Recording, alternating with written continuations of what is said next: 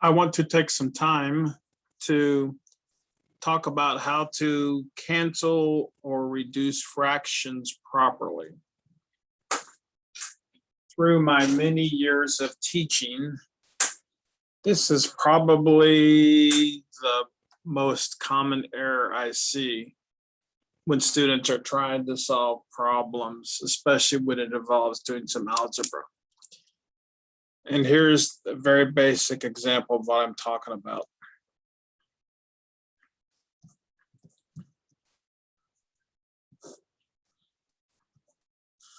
At some point, a student will have an expression like this,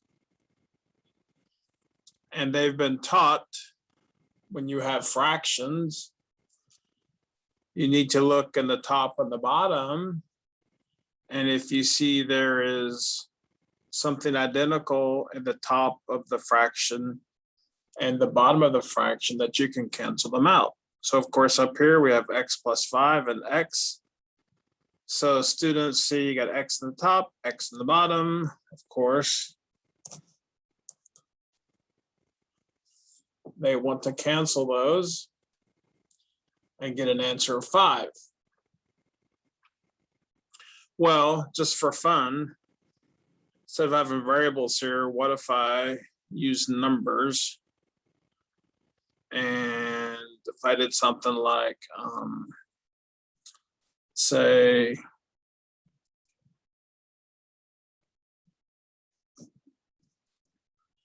what if I had 2 plus 5 over 2? Now, instead of adding these together, let's use this canceling principle.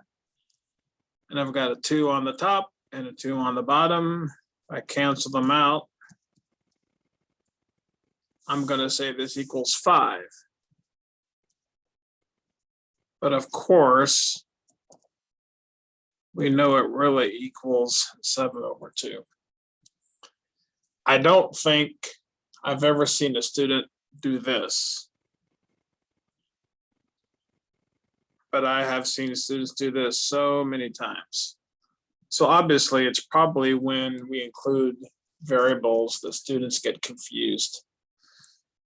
What I want to show you was the principle of what they try and do here is obviously not correct, because you can see you would never think of doing this with numbers.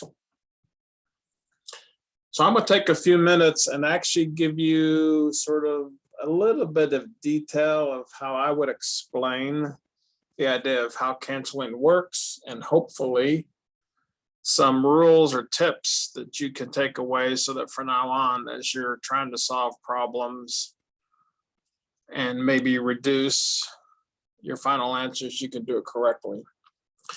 So let's start with just a little bit of theory, not too much. And these are things you've probably heard before. Maybe you have or have not quite understood them. But I like to try to explain about canceling fractions or reducing. There are two sort of math words that I think are really important. So I'm calling this the key to understanding this. And the key is the difference between terms and factors. So let me write out sort of a little definition or a little thought about terms. Terms in the world of math are things that are separated by addition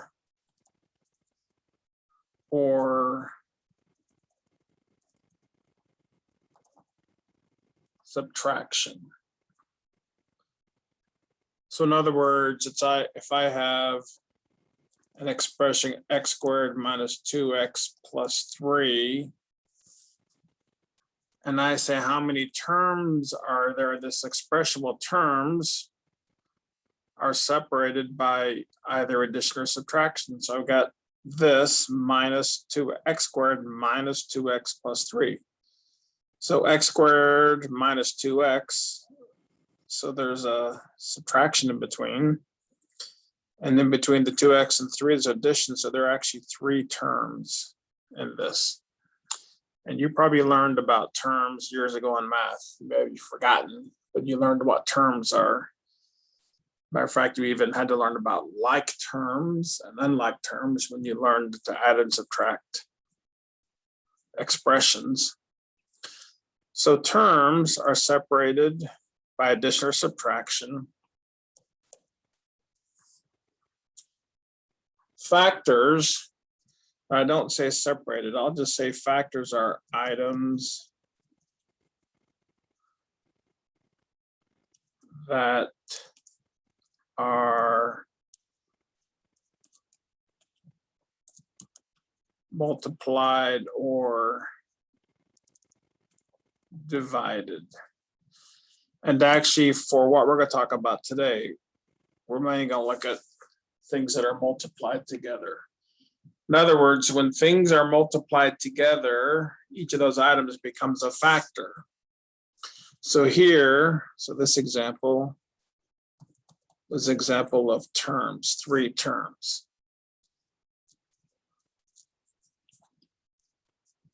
2xy, this means 2 times x times y.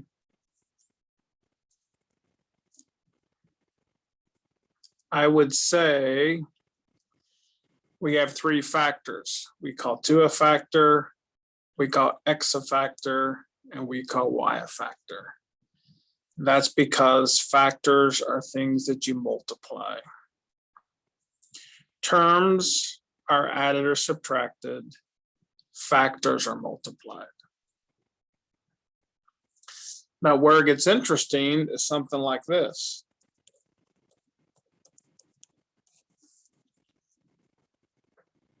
First of all, for this expression here, how many terms do I have?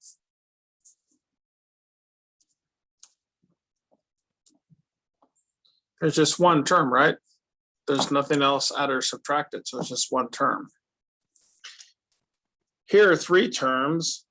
What if I look at each of these terms individually and say how many factors are in each term? X squared, now someone could say x squared is x times x, but usually when we have a variable with an exponent, we just think of this as one factor. 2x, 2 factors, right? 2 and x, and 3 is just one factor. How about this? First of all, how many terms do we have here? Now, sometimes it can be a little confusing because we do have an addition, although the addition is inside the parenthesis. What we need to do is we need to sort of, for now, not really pay attention to what's inside the parentheses. You can almost think of the parentheses like a black box. For right now, I don't really care what's inside. And I say that because if I say, then how many terms are there? We have 2 times x times the parenthesis. I'm not even going to talk about what's inside the parenthesis. I just think of this parenthesis as one whole sort of entity. Like I said, it's like a black box. I don't know what's inside. I just see this box here. So I would say we have 3 factors here. How many terms? Well, 2 times x times a parenthesis, we're not really adding or subtracting, so 1 term. Now, what you can do, just to hopefully not confuse you, but just in case some of you are wondering, you can actually go inside a parenthesis, and then you can analyze what's inside the parenthesis. So if I sort of take a deep dive and just look at the parenthesis, I could say inside the parenthesis, I could say are 2 terms, x plus y. But normally when you're trying to cancel or reduce fractions, normally you look at sort of high level view. You sort of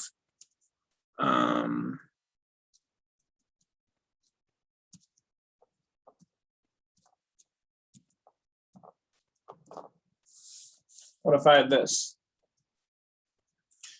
2 times x plus 2 in parentheses plus x minus 4 times x plus 4.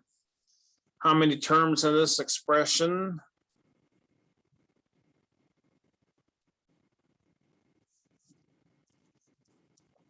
Two terms, because this whole thing is added to this. Now let's go and analyze each term. So here's my first term. How many factors would I say is in this first term? Well, I would say 2 factors. Factors are things you multiply. I'm multiplying 2 times a parenthesis. How many factors would I have in this term?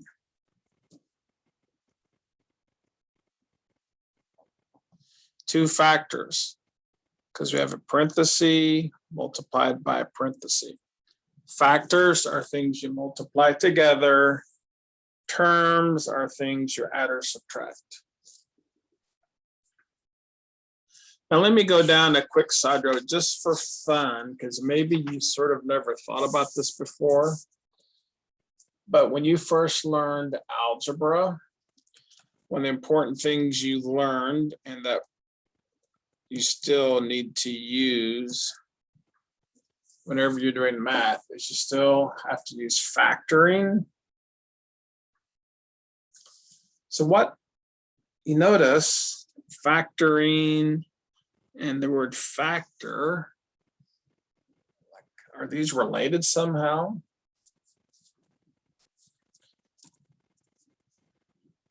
Hopefully, if I gave you this expression and asked you to factor it, you could do this pretty easily. In this case, just out of interest, what do I have here? I have 2 terms. Notice this first term would have 2 factors, 2 and x squared. Second term has 2 factors, 4 and x. All right, sort of interesting. But let's just do factoring. So factoring in this case, you look to see if you have a GCF, a greatest common factor, right? If you recall, you look in both these terms, and first you look at the numbers. Is there something in common between 2 and 4? Yeah, 2. We actually say 2 is a common factor, which is interesting. That's what it was called in math. And then x squared and x, we say x is common to both or a common factor. And then what do? You create parentheses, right? So what times 2x equals 2x squared? Well, x. And then what times 2x equals 4x2? So you know what we've done? Look at what we started with. Here's this expression. We had 2 terms. How many terms do I have on the right side? After I've factored, how many terms do I have? What's interesting is I have 1 term. And in one sense, that's how you could sort of think about what we're doing when we factor. Let me do another quick example, just to sort of have you understand this. What if I gave you this, and you may remember the word trinomial. This is a trinomial. It's 3 terms. And certain trinomials, we learned to factor. This is a trinomial we can factor. And it ends up x plus 3 times x plus 2. So what's interesting is, on the left-hand side, how many terms did we start with? And if you look on the right-hand side, how many terms are we left with? Whoops. So once again, in this case, when we factored here, we've gone from expressions with multiple terms down to an expression with only 1 term. So how does this help us? Well, we're going to see in a little bit, factoring helps us when we're trying to cancel, when we have fractions. Let me take this one step further. Factoring also is the method we use to solve equations like this.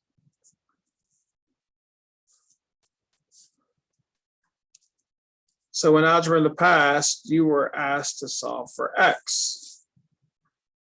And the way you learned how to do it is you learn how to factor. So we know this can be factored. Because if you just tried to solve this equation sort of up here, for instance, you said, well, what do I think x is equal to? What number can I plug in for x that this whole thing will equal 0? It's a very tricky problem to solve. It's just trial and error. You could just start plugging in numbers for x and hope they work, but that's sort of crazy. It's not the way you want to go about solving equations. But what happens when we factor? You know what happens when we factor? We go from 3 terms to 1 term. Now we do have 2 factors because these parentheses are multiplied. But you know what is great about this kind of equation? Because it equals 0, because we're multiplying these 2 things, we realize that if either of these parentheses equals 0, then 0 times the other parenthesis is 0. So in a sense, the way we find solutions is we take each factor. Here's my first factor, x plus 3, and I set it equal to 0, and I solve. And then I take the second factor, and I set it equal to 0, and I solve it. And then I realize those are my 2 solutions. The only way I was able to solve this equation was I had to factor it. Because what happens when I factor? I go from 3 terms to 1 term. Now, inside the 1 term are 2 factors, but 2 factors multiplied together equals 0. That only happens if one of the factors is 0. So I can take each factor one at a time and solve it. I'm making this up now. What if this was my original equation to solve? The way I'm going to solve this is first to factor. Now in this case, whenever you factor, the first thing you try and do is see if there's a GCF, because it turns out there is a GCF. Each of these 3 terms has an x. So I'm going to first factor out the x, and then I go look inside the parentheses and I say this is a trinomial, and this trinomial factors. So by the time you're all done,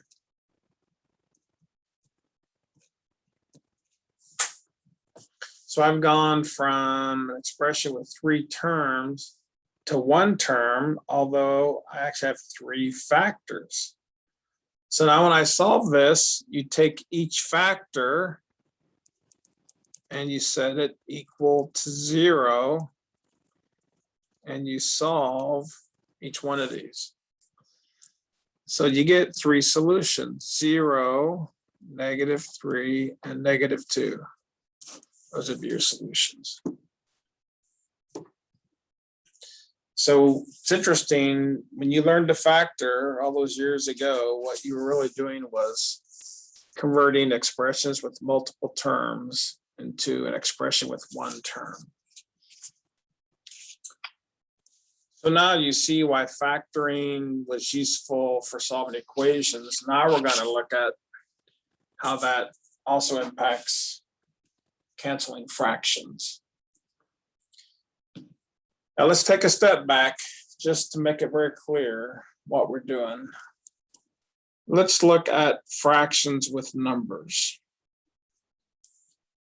I'm sure every one of you, if you were given this fraction, you've been taught forever and ever that you always reduce fractions, right? And we just know that 4/2 is 2. A lot of times people think of 4 divided by 2 or 4/2. It's just almost like second nature. But do you know one way to think about this? 4 is 2 times 2, and you've got 2 in the bottom. Now let me write down the whole key to canceling. So everything I've talked about really is a preparation for this statement.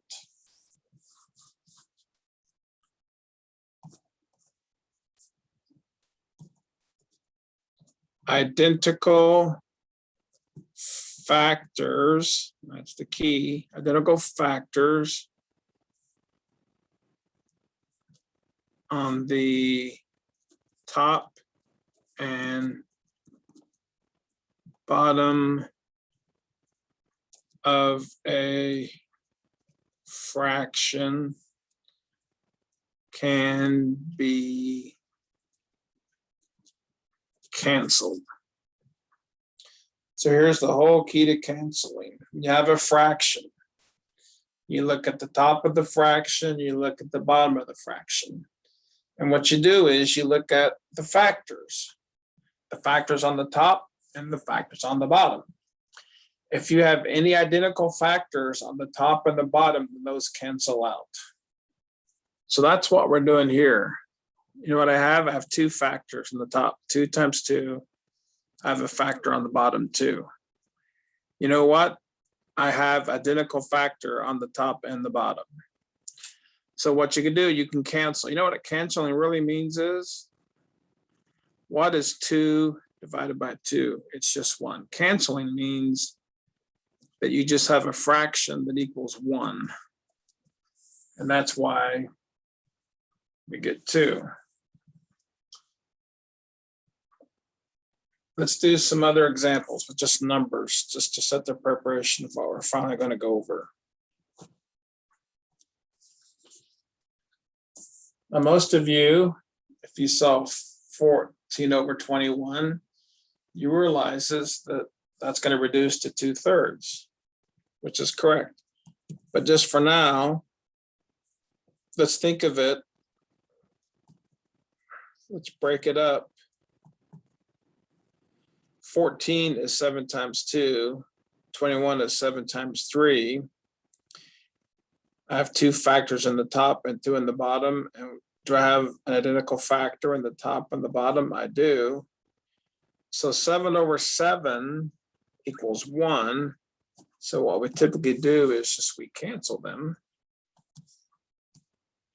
And that's how we say that 14/21 is 2/3. Sometimes when you learn to reduce fraction, when you first learned it, you had to you were told to find a common factor in the top and the bottom. Common factor is another word for like identical factor.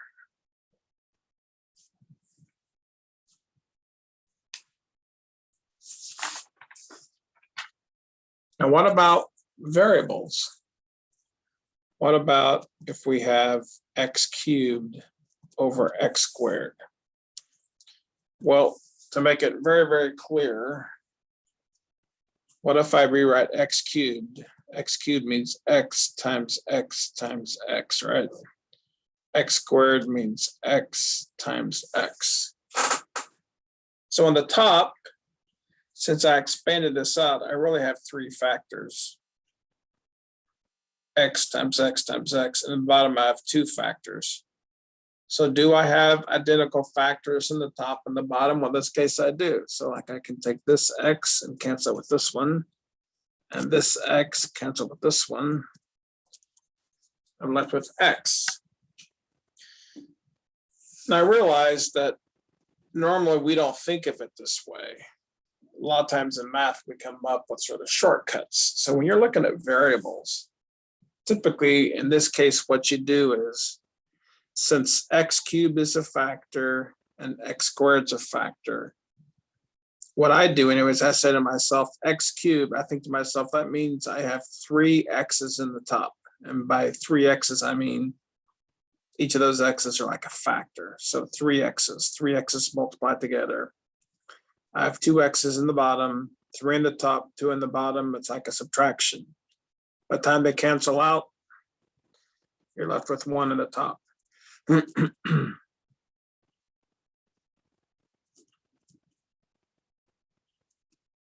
How about x to the 5th over x to the 3rd?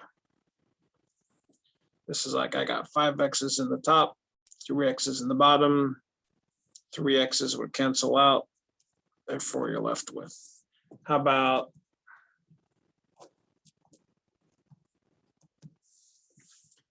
x to the 3rd over x to the 7th?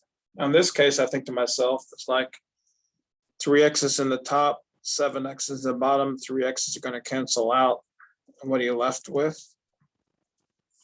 You're left with 4 x's in the bottom, or 1 over x to the 4th. Now, if we start looking at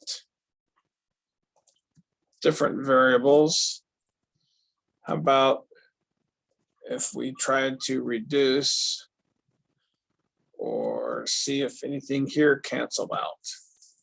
So once again,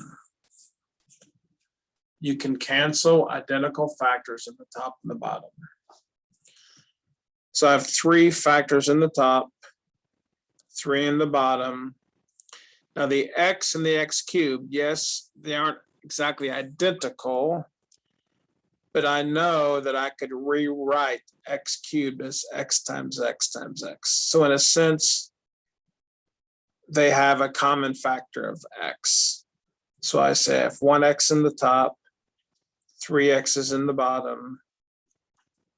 By the time you cancel, you're left with 2 x's in the bottom. Y over y squared. It's like 1 y in the top, 2 y's in the bottom. By the time you cancel, you're left with the y in the bottom. Z squared over z. It's like 2 z's in the top, 1 z in the bottom. You're left with the z in the top. Here's one that students will sometimes get hung up on. Problem looks almost identical, except I sort of changed the z's. Now, if I was going to try and reduce this, x on the top, x cubed on the bottom, left x squared on the bottom, y over y squared, you have y on the bottom, z over z squared, you have z on the bottom. And now we're done. So it's like, what's up with the top? Well, you always have 1 in the top. If there's nothing in the top of a fraction, you don't put 0. If you put 0 there, then the whole fraction is 0. 0 divided by anything is 0. Instead, you put a 1 up there. Now, I said all that to come to this. Let's go back. Very beginning, I said the most common error I see when students are trying to simplify and reduce. And here was the example I gave.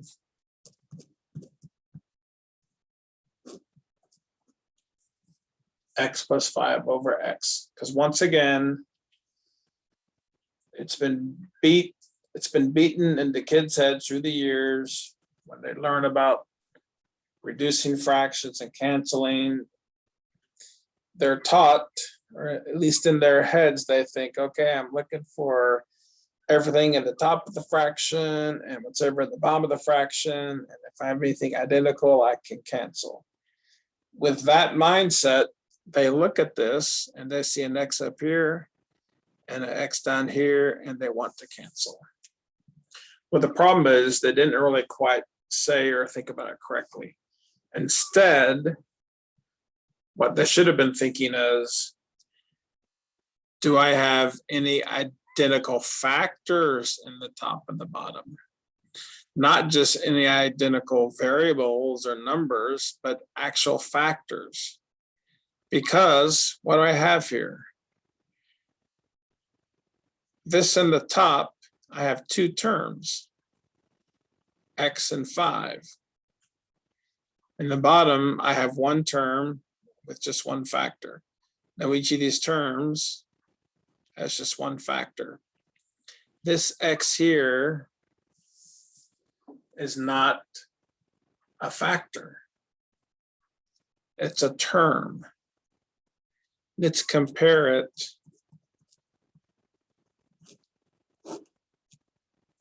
to this. So the point is, I can't do anything with this. This cannot be reduced. Nothing cancels. But look at this. What do I have in the top? Now in the top, I now have two factors, x and this parenthesis over x. Now I can say, do I have identical factors in the top and the bottom? Well, I've got a factor of x in the top and a factor of x in the bottom.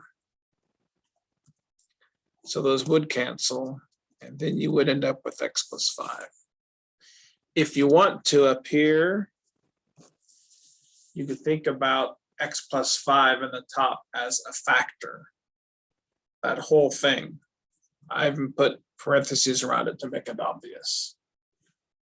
So if this is my factor in the top and my factor in the bottom, they're not identical. How about if I had this?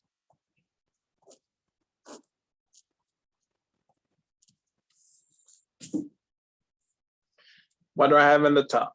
I have two factors here, x and this parenthesis. Now down here, I have two terms. Although if someone says, well, how many factors do you have in the bottom? What I have to do is say, well, okay, I can think of this whole thing as one factor. And when I think of it that way, do I have identical factors in the top and the bottom? Yes, I do.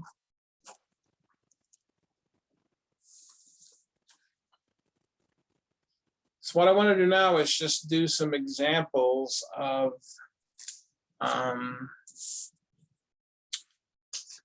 looking at some fractions and trying to reduce. So for instance,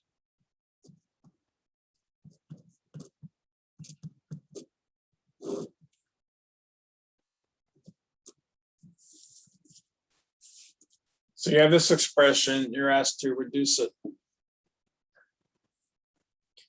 by canceling, if possible. Maybe it's not possible. So what do I have? In the top, I have two terms, and in the bottom, I just have x. So in the bottom, my factor's x.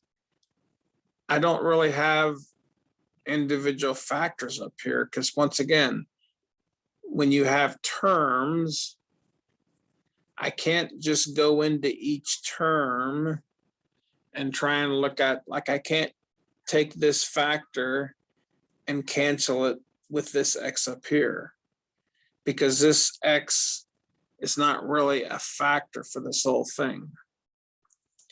Whenever you have multiple terms, you have to think of the whole thing, all the terms as a factor.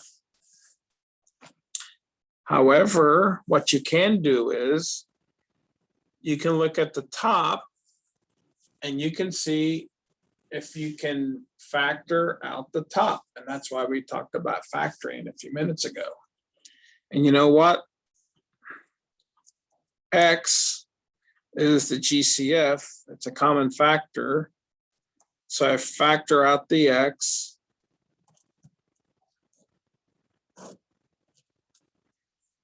So when I factor the x out of the top, I end up with this. Now what do I have? Now I have actually two factors, right? You know what factoring is done? factoring has gone from 2 terms to 1 term.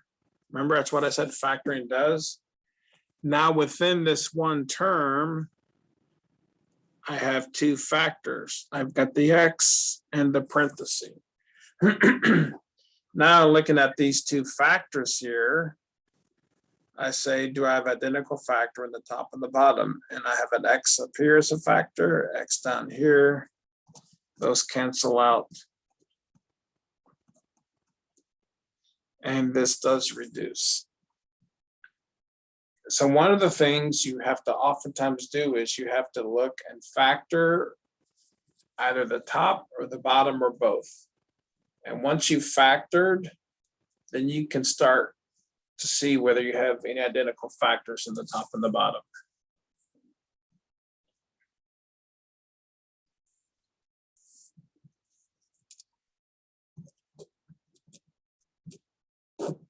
Some very straightforward examples, right? 2 times x plus 2 over 2. What do I have in the top? I have 2 factors, 2 in the parenthesis in the bottom of 2. These are identical factors.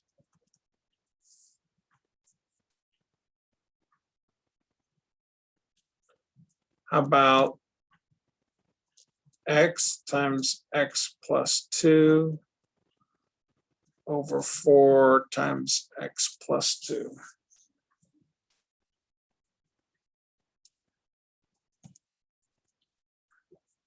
What do I have in the top? I have 2 factors, x and the parenthesis, and in the bottom 4 and the parenthesis.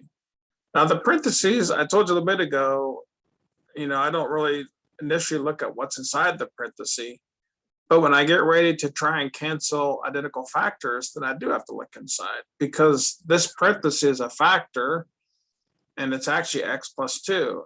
And I've got another factor that's a parenthesis, so I have to see what it is. It's x plus 2. And lo and behold, these end up being identical factors. So the whole parentheses cancel.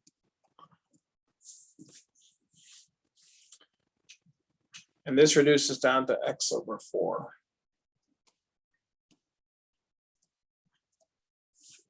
So once again, I think I've done a couple of these, but sometimes in math, it's just like, it's a notation issue.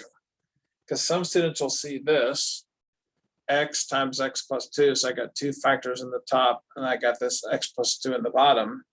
You might think to yourself, I have 2 terms here, so I can't, this x and the 2, I can't cancel them out because they're not factors. However, I can take the whole parenthesis, the whole denominator, and just to make it obvious, if I put parentheses around it, then I can think of the whole denominator as a factor.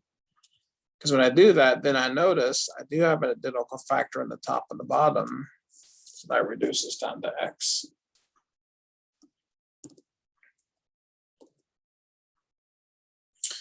All right, so just for fun, I've got like 5 or 6 problems I've written down. I'm going to write them down, different fractions, and we're going to try and reduce by canceling.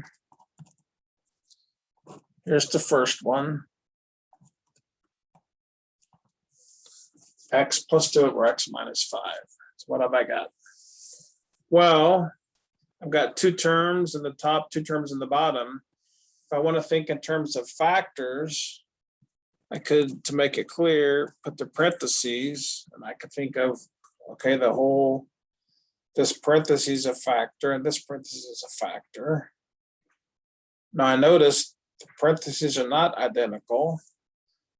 So what can I do in terms of canceling? Can I cancel the x's? Let's just look at it again, just to make it very clear, because some of you might be thinking, why can't I cancel the x's? This x by itself is not a factor. It's a term, x plus 2. This x in the bottom by itself is not a factor.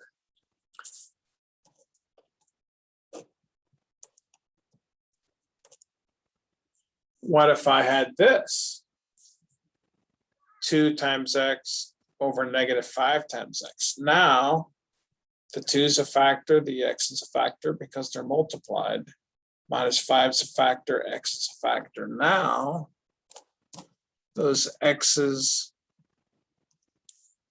are factors, and since they are identical, I can cancel them. But I can't do that up here. That's why the only thing I could do is to think of the whole top and the whole bottom as a factor, but then they're not the same. So I can't reduce that fraction. How about 4y plus 2 over 6y plus 3? So I need to reduce this if possible. Well, initially, I have 2 terms in the top, 2 terms in the bottom. So initially, when I have multiple terms in the top and the bottom, I can't start canceling. I don't even have any sort of factors unless you think of the whole top and the whole bottom as a factor, but these are not identical.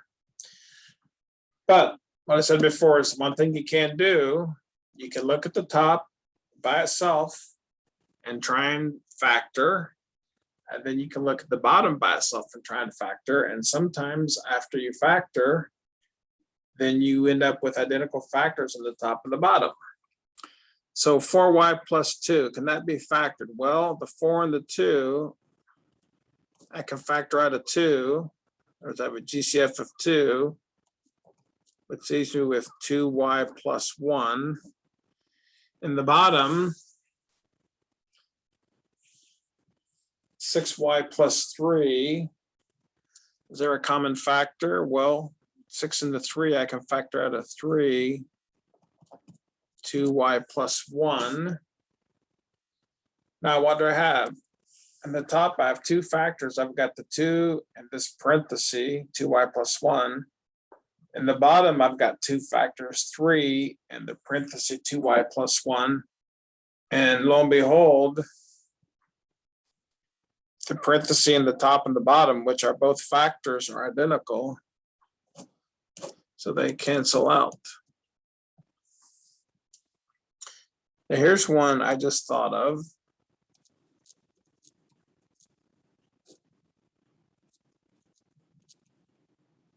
Whoops.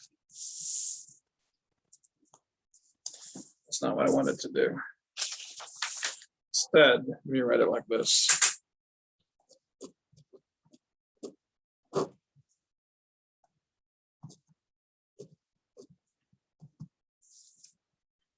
Looks pretty similar, just switch the order a little bit. But let's see if this reduces. Well, same thing. I can go to the top and see if I can factor. I can factor out a 2.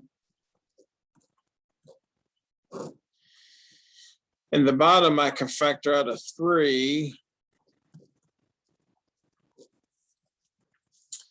Now you look at that. So now in the top, I have 2 factors, 2 and the parenthesis 2y plus 1. And in the bottom, I have the 2 factors, 3 and the parenthesis 1 plus 2y. And I say, are there any identical factors that can cancel? Well, at first blush, you say, well, 2y plus 1, 1 plus 2y, those are not the same really, so I guess I can't cancel. But then this is where you learn about your other rules of math, right? Because you can remember that when you add things together, the order doesn't matter. In other words, 1 plus 2y is the same as 2y plus 1. So when you do that, then lo and behold, you notice, aha, I do have identical factors. Let me do one more here just for fun, because this can happen sometimes and this can get a little tricky. Let's do this. It's similar kinds of numbers, but it's not going to work. No, let me not go there. I was going to try to show you something, but I'm not sure I'm going to be able to do it. So, all right, a few more examples. How about x squared plus 4x plus 4 over 4x plus 8. Anytime, if that was an answer to a problem, you're always supposed to see if it can be reduced or canceled. I got 3 terms and 2 terms. From the looks of it, I'm not sure anything can be done. But the one thing you always have to do is you factor the top and the bottom, and then sometimes you end up with identical factors. This is a trinomial. This ends up x plus 2. I could write it x plus 2 times x plus 2, or I could just go x plus 2 squared. 4x plus 8, I can factor out a 4. So now on the top, I have a factor of x plus 2. Matter of fact, I've got 2 of them. On the bottom, I have 2 factors, 4 and x plus 2. So you notice the parenthesis in the top and the parenthesis at the bottom are identical. Now, of course, at the top, you've got 2 of them. So I can cancel this and cancel one of them. So there we go. How about x squared minus 9 over x squared plus 6x plus 9. Right here, don't cancel out the x squareds. Don't cancel out the 9s. Yes, I mean, it's the same thing in the top and bottom, but they're not identical factors. What you can do is you can try and factor the top and the bottom and then see what you've got. X squared minus 9, if you remember, it's called difference of squares, right? Factors into x plus 3, x minus 3. This is a trinomial, which factors into x plus 3 times x plus 3, or I'll call it x plus 3 squared. Now I have 2 factors in the top, these 2 different parentheses, and 1 factor in the bottom, which is also parentheses. And lo and behold, this parenthesis here, x plus 3, is the same as the one in the bottom. Of course, I've got 2 of them in the bottom. So if I cancel that and cancel one of those,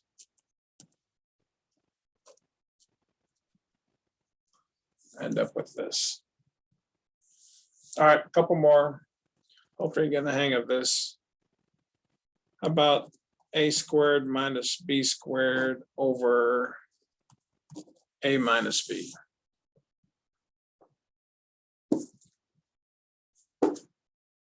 I don't have any identical terms on the top and the bottom. I mean, the term would have to be the whole thing. Can I factor? Well, this is a difference of squares. A squared minus b squared is a plus b times a minus b. And on the bottom, I have a minus b, and now I do have identical factors. And the last one, hopefully once you get the hang of this, it's not too hard.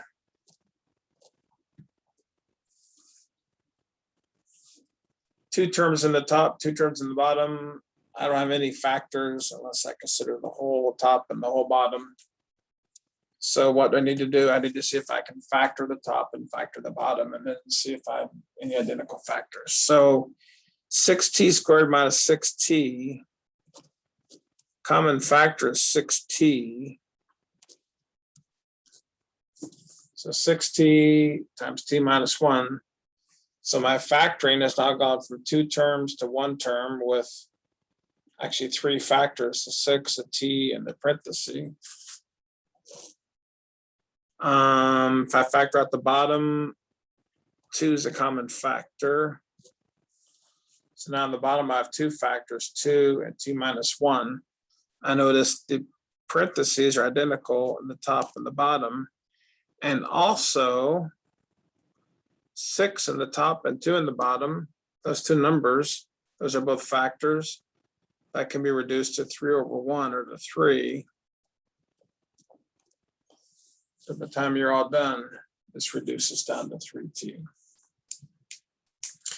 All right, so I hope you're able to follow that. I hope you're able to understand what I'm getting at, because canceling and factoring is one of the, especially the canceling part, is one of the most common errors students make. In their mind, they're just thinking of, do I see identical things in the top and the bottom, and they want to cancel them. But being identical is not enough. They have to be identical factors in the top and the bottom in order for you to cancel them.